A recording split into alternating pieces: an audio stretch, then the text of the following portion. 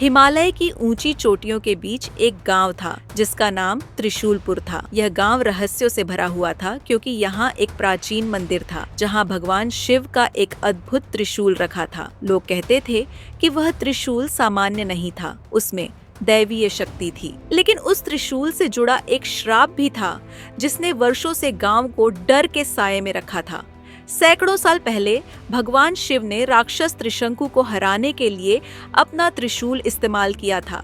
जीत के बाद उन्होंने त्रिशूल को इसी मंदिर में स्थापित कर दिया। कहा जाता था कि जो भी इस त्रिशूल को छुएगा उसे अथाह शक्ति मिलेगी, लेकिन साथ ही उसके जीवन में भयानक कठिनाइयां में आ जाएंगी। गांव वालों ने उस त्रिशूल को छूने की हिम्मत कभी नहीं की, लेकिन एक दिन गांव में एक युवक अर्जुन आया। वह साहसी था और उसे इस त्रिशूल के पीछे छुपे रहस्य को जानने की जिज्ञासा थी। अर्जुन ने गांव के बुजुर्गों से त्रिशूल के बारे में पूछा। उन्होंने बताया, जो भी इसे छुएगा उसे जीवन में 3 कठिन परीक्षा देनी पड़ेगी। इन परीक्षाओं को पार करना असंभव है, लेकिन अर्जुन ने ठान लिया कि वह इस रहस्य को सुलझाएगा। उस रात अर्जुन ने मंदिर में जाकर त्रिशूल को छू लिया। जैसे ही उसने त्रिशूल को हाथ लगाया, मंदिर के अंदर की दीवारें कांपने लगी और एक गूंजती हुई आवाज आई, तुमने त्रिशूल को छूने की हिम्मत की है। अब 3 परीक्षाएं तुम्हारी प्रतीक्षा कर रही हैं। पहली परीक्षा में उसे अपने सबसे बड़े डर का सामना करना पड़ा। उसके सामने विशालकाय राक्षस आया। अर्जुन ने अपनी बुद्धि और साहस से उसे हराया।